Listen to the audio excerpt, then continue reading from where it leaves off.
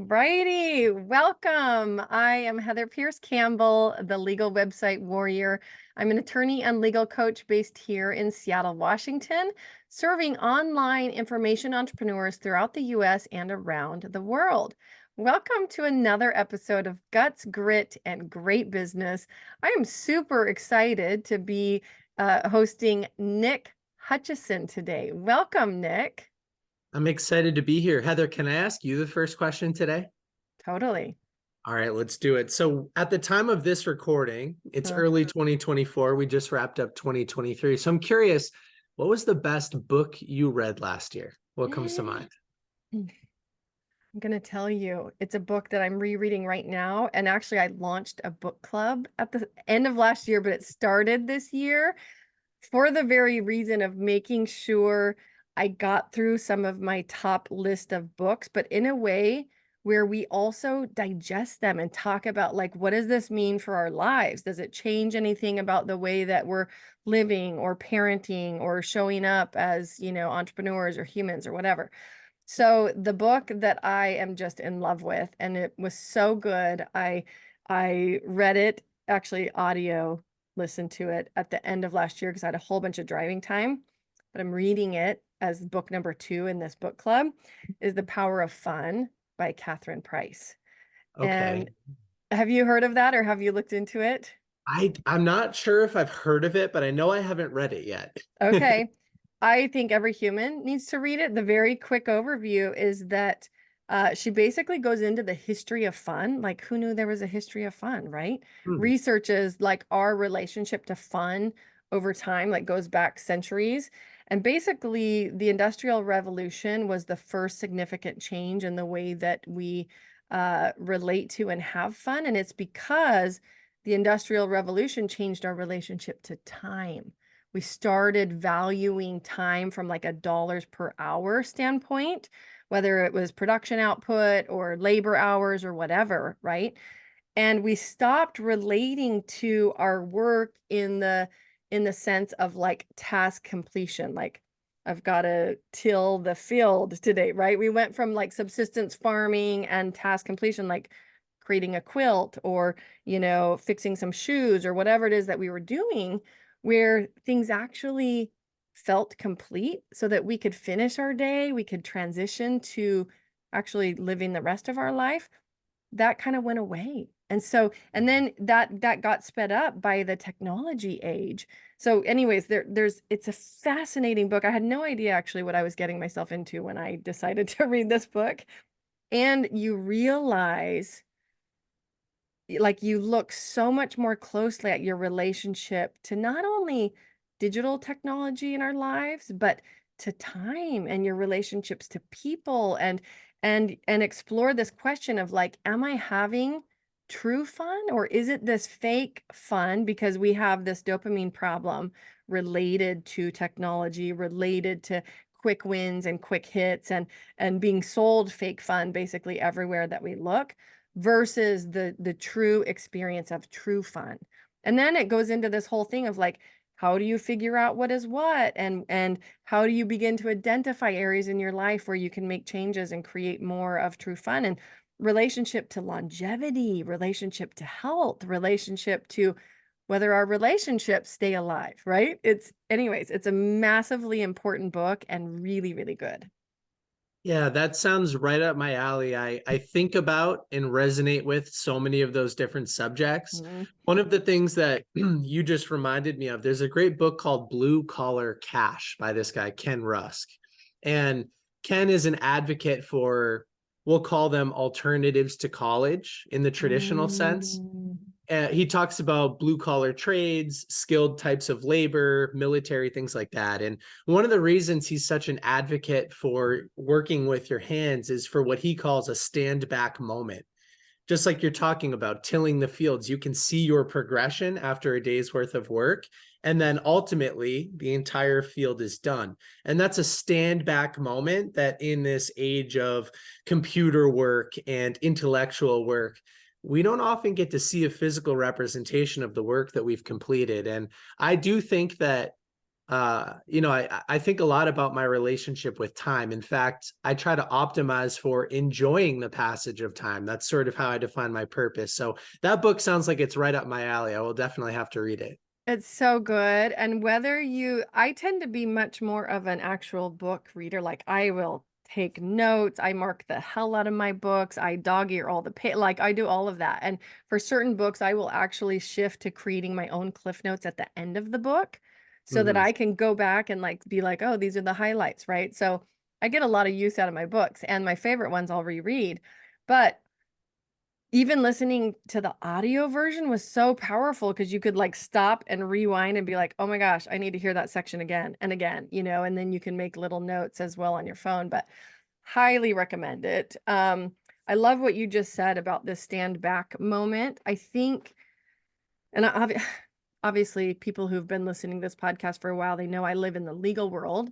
And in some ways, it feels like the never ending marathon of work, right? Like there is always more to be done, whether it's for a particular client. I mean, yes, some projects come to an end, but my business is supporting the businesses of other people and other entrepreneurs. Like, unless their business is coming to an end, the work is ongoing, right? And Right. it can create this false sense of urgency and like kind of not really never enoughness, but like never getting to the finish line, right? And I Hmm. think there is a big part of our brains that like want to get to the finish line. Yeah, yeah, I think that is true. I it's so interesting because I've read a lot about goal setting and Mm. you know what is sustainable versus what's fleeting. And I think that a good balance of beginning with the end in mind, but also enjoying the process and making sure that the Mhm. work you're doing is sustainable. I think if you can balance like the objective, the outcome, and that motivates you and you anticipate getting there, but also you love what you're doing in the present moment, it's like that seems to be the only sustainable way to keep doing what you do without burning out. Oh, totally. No, and I love that idea of like focusing on those two balancing perspectives. And I'm also reminded, like, for people that are doing so much, let's just call it like computer work or work that's like not really visually all that tangible. If you're a consultant, you're a coach, like whatever, it's not like you're creating a painting.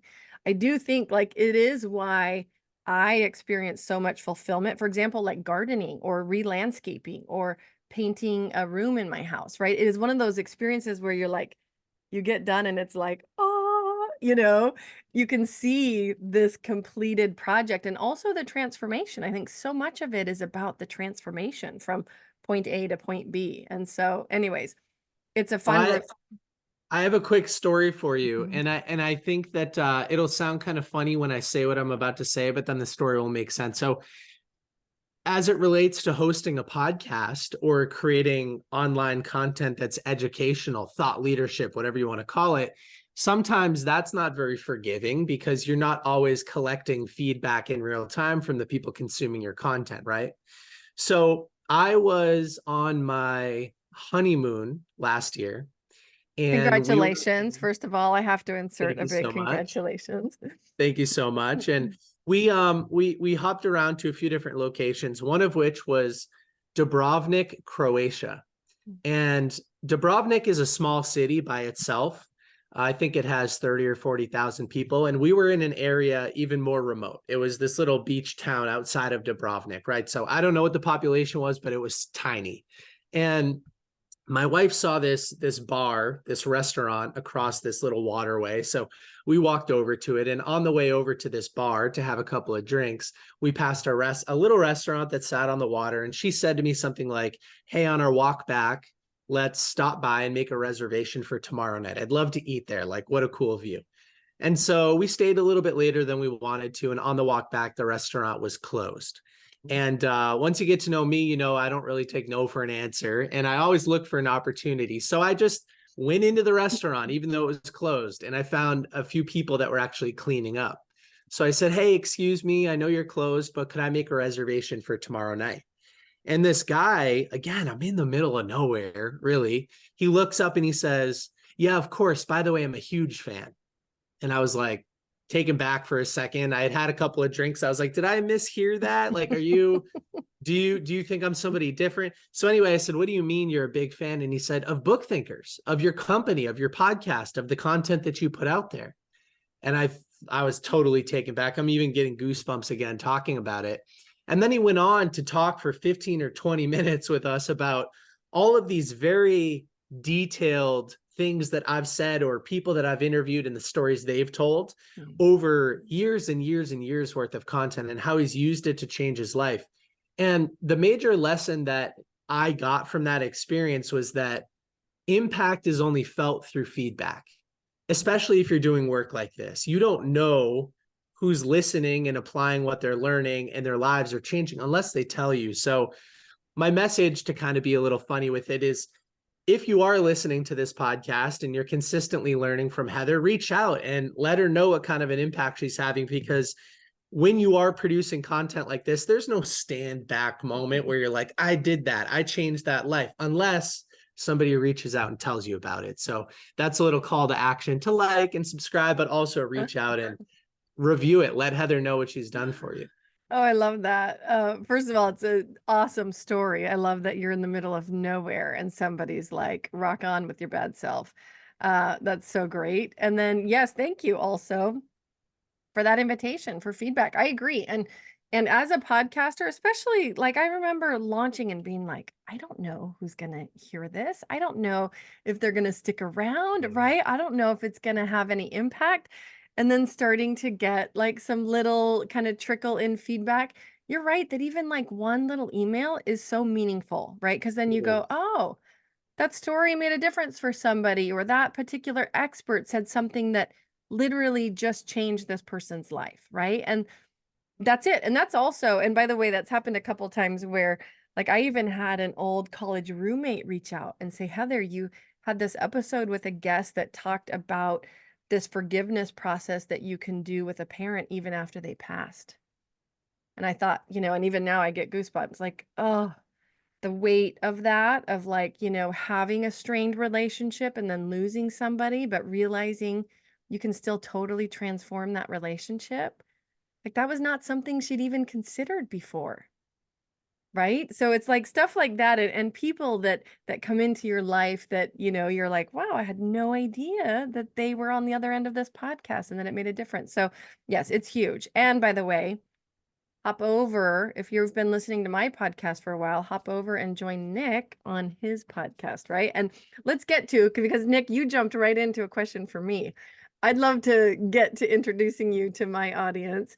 For those of you listening, if you don't already know Nick at Book Thinkers, Nick Hutchison is the visionary force behind Book Thinkers, a thriving 7-figure marketing agency bridging authors and readers.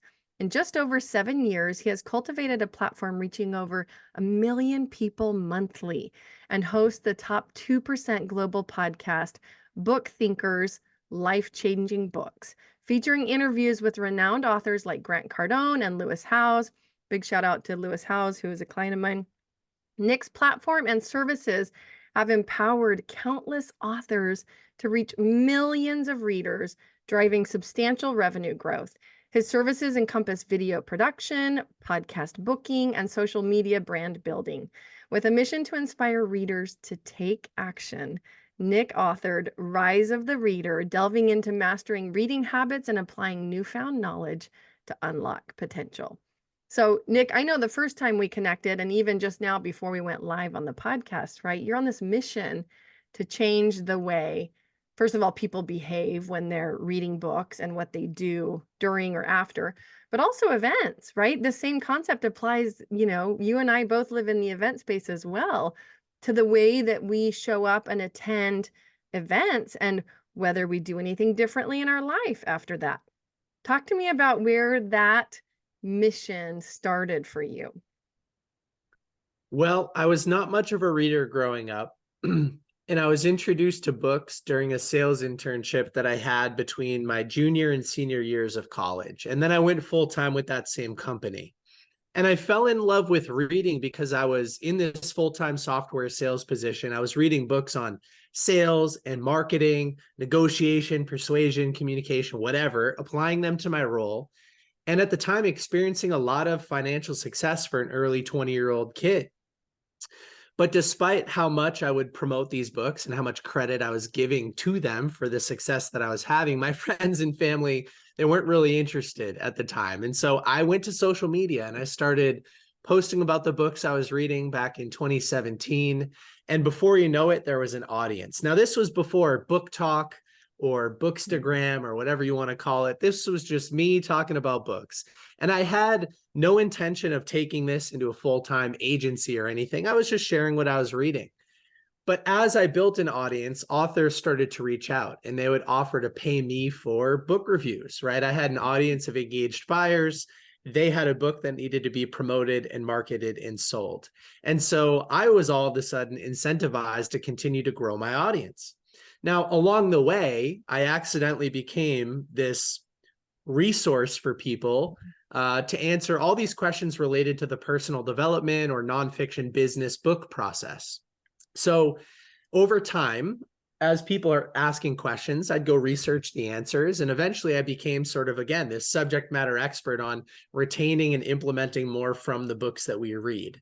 So as I started going to events as well in the personal development or entrepreneurship space, I realized that people have the same problems, reading books and choosing not to take action, but also attending events and still choosing not to take action. They're overwhelming. We're drinking from a fire hose. We have such big, grandiose ideas of what we can do with this information that ultimately we procrastinate and then end up failing to do anything with it. And so, you know, the same person goes to the same Tony Robbins event twice a year for 20 years and doesn't change their behavior. Now they feel really good while they're there, but like, I want to help them take more action. So that's sort of the backstory as to why I started to become passionate. I think about taking action. Like the problem that I want to solve is inaction, and people don't take action because they have poor strategies. And I want to like kind of slide in there and help fix that. I love that so much. A couple things come to mind based on that. One is the concept that you just said about like information overload and overwhelm, and then people just kind of stay in this stymied state, right?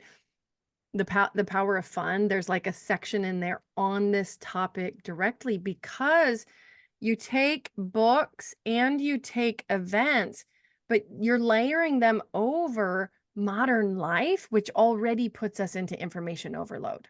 Yes. Right? And so you have all of this competition for your basically your ability to digest and implement this stuff. It's a huge topic.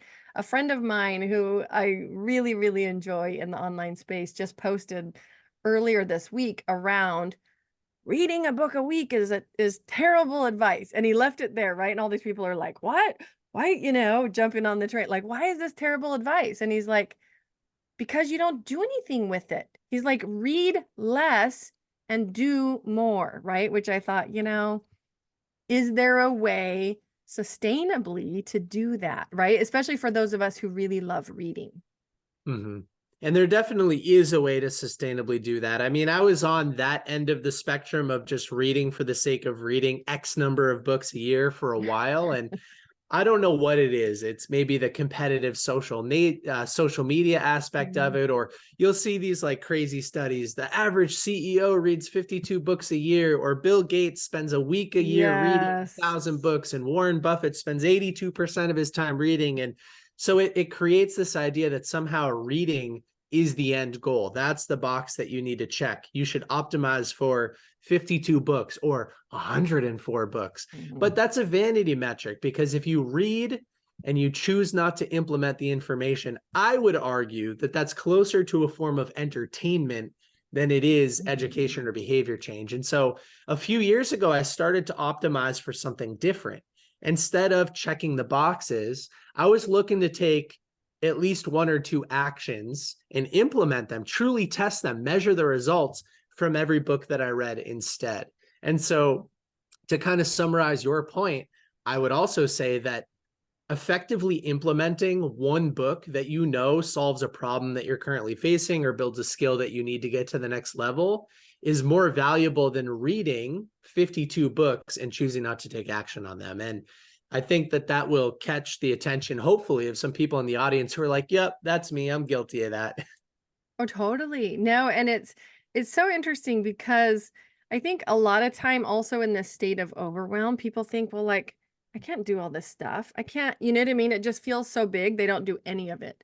But it's like even in the power of fun, and I have a business coach and he really works, it's a lot of accountability, right? And also a lot of just reflecting and translating back to me, what I'm noticing and behavioral patterns and stuff. And one of the things that I did recently, and it's also an idea from the power of fun, is like going offline Friday after work hours, like phone off and leaving it off either like for the weekend or at least through like all of the day Saturday and then Sunday morning turning it back on, right? That one small thing, like you're unplugging basically for an evening and a day, but I thought, I can do that. Like, can I go through a full digital detox where I'm just like never on social media or never doing this other stuff? Like, no, I'm probably not ready for that. Even though ultimately maybe it's something I want to do, but can I unplug for a day and a half? Yes. Right. So the experiment the last couple of weekends is what happens when I do that. And it's been so fun. It's been so freeing. Like last Saturday, totally completely unplugged. And I ended up just unplugging for the whole weekend, not just Saturday. Like I spent the entire day painting with my kids. We dragged canvases and all these paints out of the closet and we made a huge mess and they had a blast. Right. Yeah, I And it love was that. like free from the pressure of time or communications or emails hanging over. Right. And so it was like one small thing that I could do, but it speaks to what you're talking about. Like, what is one or two things that I can take from this book and implement? Yeah, it helps you stay in the Mm. present moment. So one of the things that I teach, like so we can give everybody an actionable strategy today. This is one of the things I teach in my book, Rise of the Reader, or at events, is to set a SMART goal. I mean, we're all, most of us are familiar with the SMART goal acronym. S stands for specific. Mhm. M stands for measurable. So what's not being measured can't be managed, right? That's the Peter Drucker aphorism. A stands for attainable. So we set a realistic goal, like one or two things from each book, not change the world after Right. one book. R stands for relevance. So you want to be emotionally connected, again, to solving a problem or building Mhm. a skill or maybe satisfying a curiosity. And then T is time bound. You give yourself a deadline to take action, but you want it to be an attainable deadline, something that's healthy, that doesn't create a false sense of urgency. And so if I was reading The Power of Fun, I might, and I haven't read the front cover, Mhm. back cover yet, table of contents, but I might say something like, I'm looking to find and implement at least one strategy for incorporating more fun in my weekly routine by the end of February. So that's specific. I know what I'm looking for. It's measurable. At the end of the experience, did I find and implement one fun strategy? That's attainable, one thing. Mhm. It's relevant because who doesn't want to have more fun? And it's time bound by the end of February. And so I'll actually write my intention, my SMART goal for each book on the inside cover. And then I'll review it every time I read another chapter or two so that I'm sharing my goal with the book and the book can Mhm. share just the actionable strategies back with me. Because back when I used to read for the vanity metrics, I'd highlight anything, fun quotes, Mhm. things that I wanted to look up, random facts, whatever it is. Those weren't creating behavior change. But if I'm filtering for just one or two actions that I can implement, that's what gets us closer to taking action. Mm. I love that. And I particularly love the part about setting the goal even before you read the book, right? Yes. Because then you, like you just mentioned, you're reading it through a filter, looking Mm-hmm. for a very specific thing, which is very different than just reading it. It is. Yeah, we have that reticular activating system, the Yes. RAS. And for everybody who's driving and listening to this right now, it's like when I say yellow car, you're like, "Oh, I just saw a yellow car. Did I manifest it?" Like, no, but now you're filtering for it. And so Mhm. I think the same thing happens with these books. You filter for just the information that you can implement and everything else melts away. And it's a beautiful way to Mhm. read. Totally, totally. There was a book years ago that always comes to mind. for me in a variety of ways, but it is, and of course now I'm gonna Tim, oh my gosh, it's Tim Grover, Relentless. no, Love is the Tim, Killer app. I'll look it up, but and I'll also post a link to it in the show notes. But this concept, because for me, a huge part of my business, a huge part even of running a podcast, which you know, is connecting with people, right? And I think so often, at least I find so often, when you're reaching out to create genuine connections, like even through LinkedIn is a platform I use a ton that I have found to be very helpful from the standpoint of really creating a rich and amazing like network of folks up to really interesting things. Because I have a huge referral tree, right? I get to know my clients and I get to know their needs and other ways that I can support their business just through connections. And I try really hard to make those for them. And so I'm also kind of a hoarder of information and people. It's just part of my nature. Um, but the Love is the Killer app book talks about like being of service to people, like in a way that they're not used to. And it's just through like being like genuinely interested in what they're up to, how you can serve them through connections, etc. Just how you can be a support in their network versus trying to sell them something, versus like trying to fit them into a business strategy or whatever, you know what I mean? And so I find that like that is the most natural strategy that I engaged even before ever reading that book, but I think it's partly why it resonated so strongly with me. And then he goes into ways that you can do it even better. You know, when people are looking for fast fixes, like, and I'm holding up my phone if you're not watching the video, right? An app that will cure all the things or magically make your life easier or whatever. Like sometimes it's just real life strategies about how you show up and behave. And you're providing another really great example about this in relation to books. Like, you know, there may not be an easy way through, but there's definitely a more simple way through that will help you create much better results. Absolutely. And apply that same framework to the events that you attend and watch them transform your life as well. I was up on stage and I got this from my friend Kevin, but I'm up on stage and I look at the audience and I say, raise your hand if you've read The 7 Habits of Highly Effective People. And every hand goes up in the room. And then I say, now keep your hands up if I can call on you and you can name the 7 habits. And every hand in the room goes down, over 100 people. And I'm like, what, Kevin says this famously, but what is the point of reading or learning anything if you can't even retain the simplest information from it? And so now when I'm attending events, like you want to be able to articulate your reason for being there and share your goal with the room, everybody that you meet, so that the room, everybody that you meet can help you fulfill it. So instead of showing up and taking notes on 1,000 miscellaneous things, I might say, hey, I'm looking to set up virtual coffees with 5 authors in the room. Do you know anybody that's an author? Can you help me achieve that? Rather than just, oh, I'm excited to be here and blah, blah, blah. It's just like, no, share what you need help with, share what your specific goal is. And, maybe your specific goal is like, I'm looking for one strategy that I can leverage to pivot into a new industry or whatever it is. Like you can get pretty specific with these things.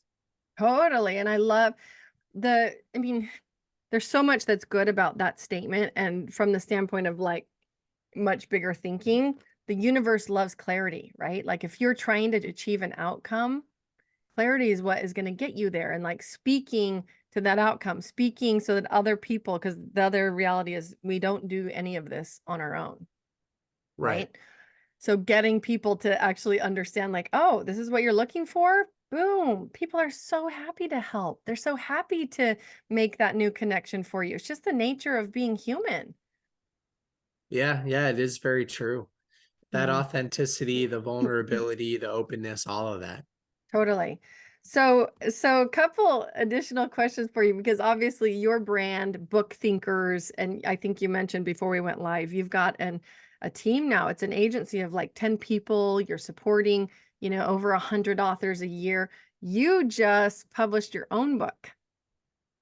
Yes. Congratulations. Tell us a little bit about that process. And I think that you used your own agency in the launch and the advertising and marketing for that book. I did. It was a lot of fun. I put everything to the test. So, Mm. yeah, the agency that I have, we've got 10 people on the team. Like you said, we're working with a lot of authors every year, helping them promote and market their books. And I decided to write Rise of the Reader: Strategies for Mastering Your Reading Habits and Applying What You Learn, because by far, the number one issue that my community has on social media, we have hundreds of thousands of people in our community looking for book recommendations and finding their next read. The number one issue is, how do I take more action on the books that I read, right? Because there is an opportunity cost to spending your time and money reading something and then choosing not to do anything with it because you don't have the strategy. So Rise of the Reader is available now and in every major format. And yeah, you can get it, you can use it, you can apply the things that I teach to every book you read for the rest of time, and you will get more out of them. And as that compounds, I mean, we know these books, they're condensing decades of somebody else's greatest life lessons into days of application. It's like the best hack out there, the best shortcut out there.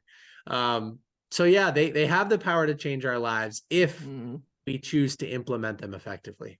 Right. No, it's a huge if. And I talk about all the time, like the power of the right book, the power of the right conversation to just open up a new idea in your mind, right? About how to do something differently or how to achieve something. But it takes taking the action. It requires like doing the next step and doing the right next step in order to optimize that. So I love it. And for folks that are wanting to go deeper into this topic and get more out of Nick's content around how do you optimize your strategy. And I know that for so many of you listening, you are readers, right? You live in the entrepreneurial space. And I think most people there do quite a bit of reading and just general content consumption, right? In a variety of ways, podcasts, events, these other things we've talked about. So that's huge. Um, Nick, I'd love to know because I know you also live in the podcast space, right? And I love, I think up top, I put down some notes in what you were saying early on. You basically accidented your way into, this particular niche or this field. Talk to us a little bit about what you have learned on your own entrepreneurial journey, right? As you've built this agency, you've gotten into all of this content creation around books and authors and authorship and how to do it the right way. Share with us some of your favorite gems from your own journey. Oof, I have so many. I mean, number one is slow and steady wins the race.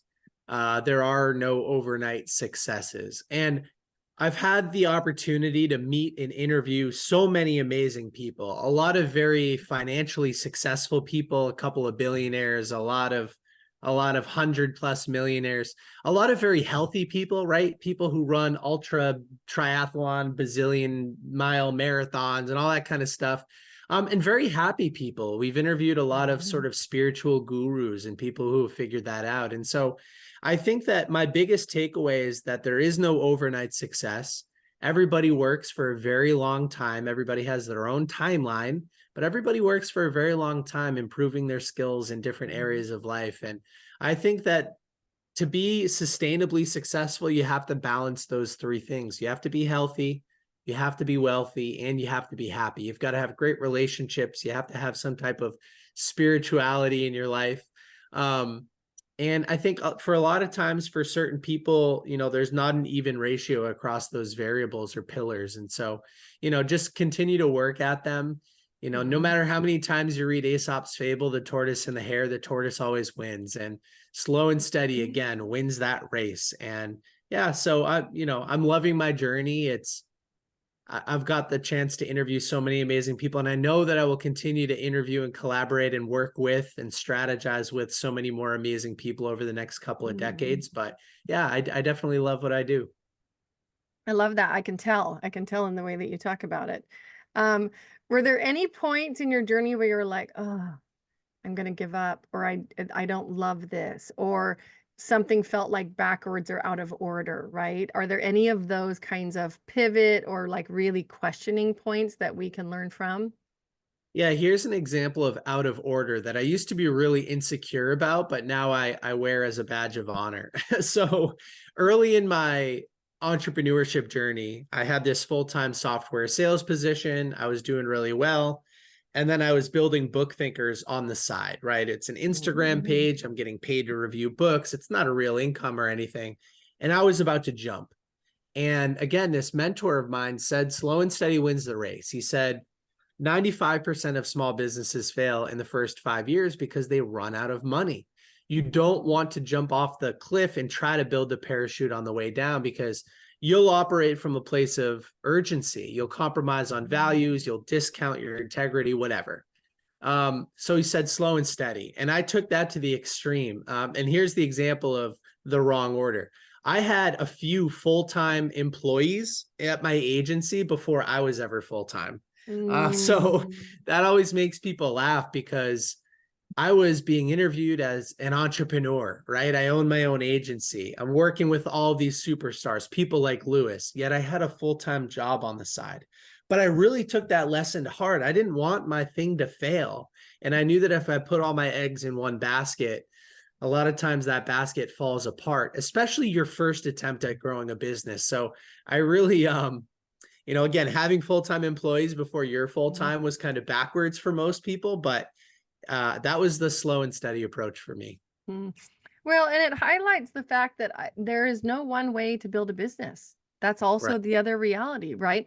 Some people do leap and they take that big risk, or they're a self-funded business startup and it takes a significant amount of, initial capital. Others don't. They are slowly building over time. Others are building the bridge like you did, right? They've got a primary thing and they're really taking care to build that bridge so that by the time they transition fully over, they're confident in the bridge holding.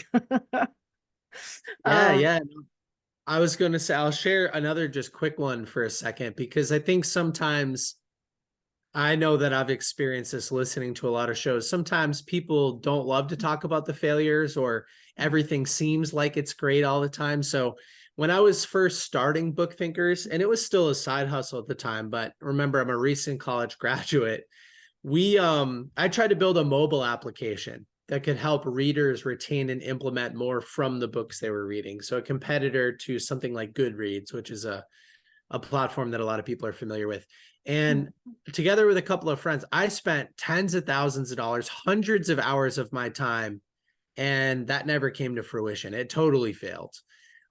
So, there's definitely been moments like that, but I think that to get through it, number one, you reframe failure as a learning experience, which sounds cheesy, but it is the fastest way to learn. And in the traditional public education system in the US, a lot of times people are taught to stand in line and fall in line and avoid failure and, you know, have the same perspective as their teachers. And I think in the real world of entrepreneurship, failure is the best teacher. And when you fail fast and you feel hard, but then you reflect and you iterate and you change, and then you try something new, and you're connected to a purpose, which sort of keeps you going outside of just money, then good things start to happen. So, I just wanted to add that in there too, because I've definitely had my big L's, you know what I mean? Well, and it's a super important point because I work on the legal side of businesses and people show up all the time with big L's. Yeah, yeah. Partly why they intersect my path, right? They lost IP, or somebody, got inside their business and stole a bunch of information, or they tried this thing and failed and they now also have some liability related with it, or, a regulatory thing came down on them. Lots of big L's. And often what people are learning about in that process is their boundaries, how to create the proper structure for their business, how to reorganize this part over here so that it works better in the future, and all of these. I'm having the same conversation with my clients like, look, nobody gets to skip this, right? This Yeah. is part of building, is that we bump up against rough corners and walls and things that we didn't know about and that we have to learn about in a hurry. And this is just part of the process, right? So, It is, yeah. and it'll serve you. Like each one of these experiences will serve you because you become a much better, more strategic version of yourself on the other side of this experience. Yeah, yeah, very true. When you expect failure and you know it's part of the process, it doesn't surprise you and it doesn't rock the boat that much, right? Yeah, totally. You just accept like, oh, there are going to be some things like this that we calculate for. Exactly. Yeah. Yeah. No, that's awesome. Super important point. So Nick, for folks that are listening to you and are like, I want to go check out Nick. I want to find out where he shows up. Maybe they want to connect with you online. Where do you show up? Where do you like for people to come find you and connect with you? One of my favorite things to do is to play book matchmaker for people. And here's what I mean by that. If anybody listened to this today and they're like, "Okay, I get it. I should be reading more books. I want to apply this SMART goal framework to a book, but I don't know what to read." Send me a direct message on Instagram at book thinkers, spelled just like it sounds. Mhm. And tell me about a problem that you're facing or a skill that you want to develop or an area that you're curious to learn more about, and I'll provide a custom book recommendation to you. Like I said, it's one of my favorite things to do. And then Instagram is also our largest and most vibrant community. You can meet a lot of other like-minded people. A lot of them are entrepreneurial in nature and they're reading books to get to that next level. So Instagram, and then there are links in our bio over there for everything that you might need. I love that. I love that so much. So first of all, I'm thinking like, oh my gosh, you must get totally overwhelmed with these requests. I love it though. I really love it. Yeah. Oh, well, and I've got one. I'm gonna pop into your DMs and Yes. request a book. That's super fun. That's great. We'll share your social links, especially Instagram. Do you have a website you like to share? Yeah, bookthinkers.com is the best place to Mhm. go for our author services, and you can get links to our podcast and everything there as well. Perfect. Love that. I was gonna say I want to make sure that we share your podcast out also. Mhm. So folks, if you're listening, hop over to legalwebsitewarrior.com/podcast. Find Nick Hutchison's episode, and we will post all of the links there over to his socials, over to his website, which will include his podcast. And I think it'd be super fun if you popped into his DM and let him know what problem you're facing and get a book recommendation. I'm going to go do that. Also, I hope you will reach out and let me know if you enjoyed this episode. If you're going to go connect with Nick, and let me know a big takeaway that you got from it, one thing that you're going to go do differently. Um, Nick, on that point, what action step, thought, quote, I'm sure you've got a gazillion of each, would you like to leave our listeners with today? The thought that I'll leave everybody with is that there is a book to solve every problem that we face as humans. And Mhm. sometimes we think that our problems are unique and they feel that way, but they're not. 100 billion people have lived before us, and millions of people have really figured it out. And some of them have written books. So again, no matter how unique you think your problem is, for $20 in a few hours of your time, you can find a solution, you can implement it, you can live a better life. So true. So good. I love that. Well, Nick, it's been so fun to connect with you. I've been looking forward to this. I've been watching your journey the last little bit since we first connected. So I'm super glad that we overlap, and I'm grateful that you popped on today and shared some really significant and also straightforward takeaways that people can go take action on. I love that. So thank you for being with us. You are welcome, and thank you for hosting such a great show. I really appreciate it. Awesome. We will be in touch.